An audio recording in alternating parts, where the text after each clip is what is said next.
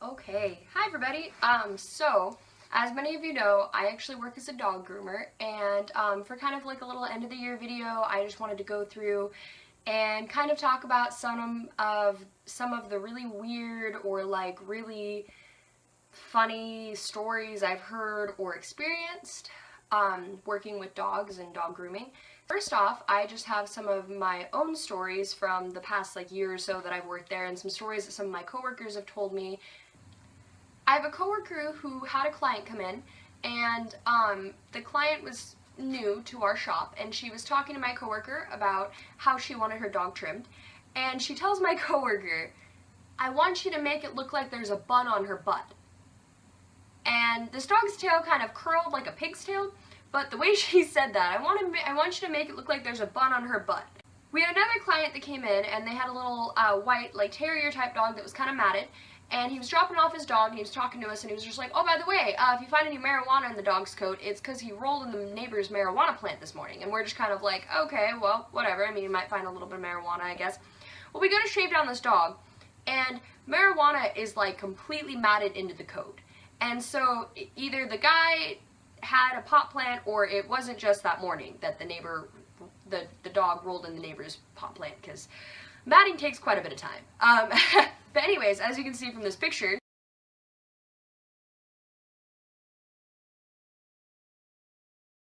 it was quite matted in there, and it was quite a significant amount of marijuana. I actually kind of pity the poor guy that lost that much weed. Hope it wasn't good. Another time, one of my coworkers had a lady come in and hold up a stuffed animal, like poodle, and said, "I want you to make my dog look like this." Now, we do the best we can with our grooming, but usually when you bring us something and you say, "Hey, I want you to make it look like this," it's like a picture. It's a little bit harder to make your dog look like this. And it always just kind of makes me giggle when people are like, "I want you to make my dog look like this, like this, like this, like this, like this, like this." Yeah, no, that's pretty much about how we feel. No matter what we do, we cannot make your dog look like a stuffed animal. We had another client that came in, and she had some kind of spaniel. I don't remember if it was a Springer or maybe a Boykin Spaniel, but either way, it was a spaniel that was completely chocolate brown. And she was talking to one of my coworkers about how she wanted the dog groomed, and she points at the dog and she goes, "Well, I just want you to shave off all the brown," to her completely brown dog. "Just want you to take off all the brown." Now, for those of you who don't know, when a dog gets shaved too much, or if it has dead coat, it kind of has bits of coat that are a little bit lighter than the rest of the coat, kind of dead looking, kind of like this. Now, that's what she was referencing, so it really wasn't that stupid. It was just the way she said it. "I want to shave off all the brown on my brown dog." Just like, you're supposed to take a straight razor to him? Like, do you hear yourself, lady? Clients come in that have wanted us to shave down their pugs or their basset hounds, dogs that just don't have fur, chihuahuas, you know, dogs that you just kind of look at and you're like, this dog already has short hair. Why am I shaving this down?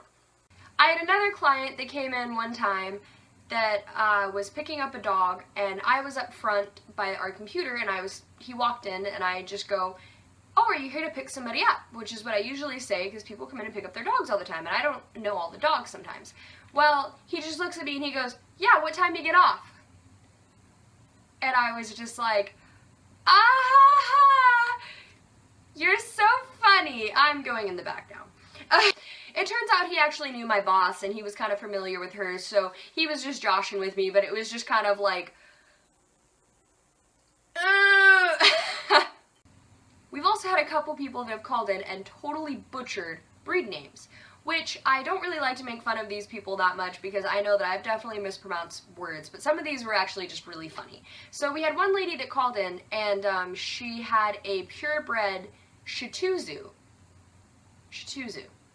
Not Shih Tzu, Shih Tzu. We had another lady that called in, and she had a little papillion. Not a papillon, a papillion. along with this, I also have a friend who's also a groomer that had a form that she has all of her new clients fill out, just kind of giving some basic information about the dog, how to contact them, vet information, yada yada yada. And of course on this form it asks what the breed of the dog is. Well, she had one lady that came in that wrote down Shih Tzu, and that was spelled S-H-I-T-S-U-E, Shih Tzu. My mom is a big Shih Tzu lover, so I told her about that, and she was telling me that she's going to have to get a boy Shih Tzu named Sue, so when he's being a brat, she can call him Shih Tzu. So another story is my boss had stuck out some cookies a couple Christmases ago, and they were just little cream-filled, like red and green dog cookies, and she had a client come in to pick up his dog, and they were just kind of talking, and he was scheduling his next appointment, talking to her about life, whatever, and he just starts eating one of these cookies. And my boss is just kind of like, should I tell him those are for dogs? And she just kind of didn't mention it and just kind of let him eat the cookie, and he scheduled his next appointment and went on his merry way. And she was just like, yeah, I think we need to put a little tag on there that says for the dogs, because obviously some people didn't get that. Now, I'm also part of a forum on Facebook for dog groomers here around the Tri-Cities, and also some in like the Dalles and other surrounding cities. And I made a post on there the other day asking what were some of the like weirdest things or stupidest things, funny things that I've had, or that other groomers have had happen to them while they've been working. Some of my favorites so far. There was a gal that had a dog that came in that had a lollipop stuck to the dog's butt with like the popsicle stick, like lollipop stick part sticking out. And somehow the owners didn't notice, and she had to like point it out to him and be like, so you got like a lollipop stuck to their butt. I had another gal who said that she had a client say, and this is an exact quote, if anyone got that excited to see me, I don't mind if they pee on me. Because the client's dog would get really excited to see the groomer every single time it came in and would pee. But that was actually said by somebody. Yeah.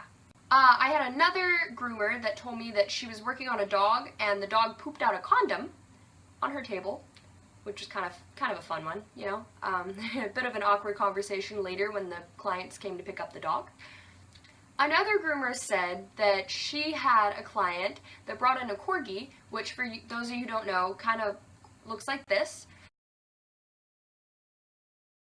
And the corgi had an awkward bump on its back legs, and so the lady requested that she leave the pants, which basically just meant left a thick amount of fur that kind of looked like pants on the back legs of the dog just to cover up that bump.